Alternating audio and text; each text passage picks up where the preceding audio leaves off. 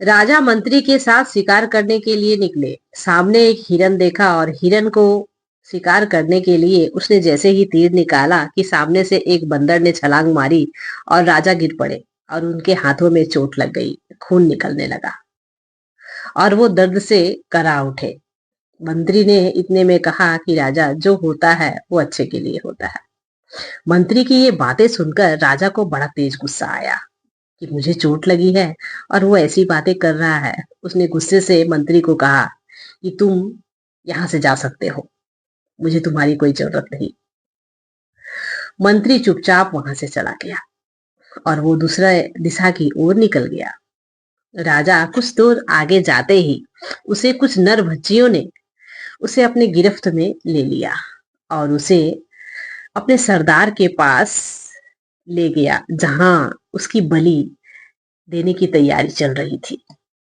राजा बहुत परेशान व डर गया, लेकिन वहां जो पुजारी था, वो पुजारी ने जैसे ही राजा को बलि देने के लिए उसने सामने लाया और तो उसने देखा कि उसके हाथ की एक उंगलियां कटी हुई है।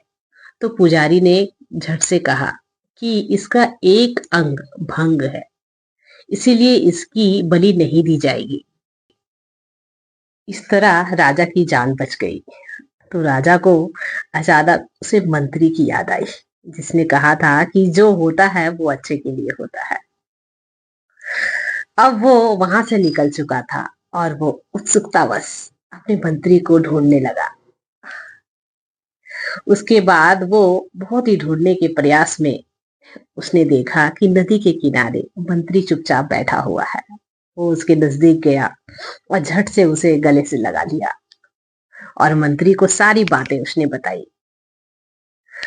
मंत्री से फिर उसने कहा कि मेरे उंगली कटने की वजह से तुमने कहा कि जो होता है वो अच्छे के लिए होता है, तो तुम ये बताओ कि मैंने तो तुम्हें वहां से भगा दिया था, फिर उसमें तुम्हारा अच्छा क्या हुआ?